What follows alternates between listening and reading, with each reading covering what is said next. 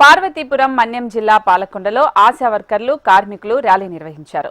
కేంద్ర ప్రభుత్వం తీసుకొచ్చిన 4 లేబర్ చట్టాలను తక్షణమే రద్దు చేయాలన్నారు.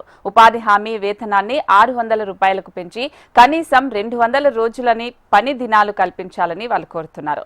అలాగే అసంఘటిత కార్మికులకు పీఎఫ్, ఈఎస్ఐ వెసులుబాటు కల్పించాలని కేంద్ర ప్రభుత్వాన్ని సిఐటియు జిల్లా సభ్యులు దవాలా రమణ డిమాండ్ చేశారు. అయితే జూలై 9న దేశవ్యాప్తంగా జరిగే సమ్మెను జయప్రదం చేయాలని కార్మికులకు పిలుపునిచ్చారు.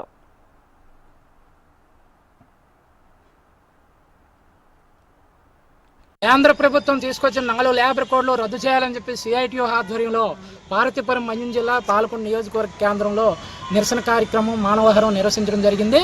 జూలై 9 దేశవ్యాప్త సార్వత్రిక సమ్మె జయప్రదం చేయాలని చెప్పి పిలుపుకోవడం జరిగింది. 4 లేబర్ కోడ్లు రద్దు చేయాలని చెప్పి ఉద్యోగ, ఉపాధ్యాయ, కార్మిక, రైతు వ్యతిరేక విధానాలు నశించాలని కేంద్ర ప్రభుత్వం 3 సార్లు అధికారంలోకి వచ్చిన తర్వాత ఈ దేశ ప్రజానీకానికి, రైతాంగానికి, కార్మిక వర్గానికి ఇవాళ తీవ్ర ద్రోహం చేస్తుంది. ఈ ద్రోహానికి వ్యతిరేకంగా ఇవాళ ప్రజలు ఉద్యమిస్తున్నారు.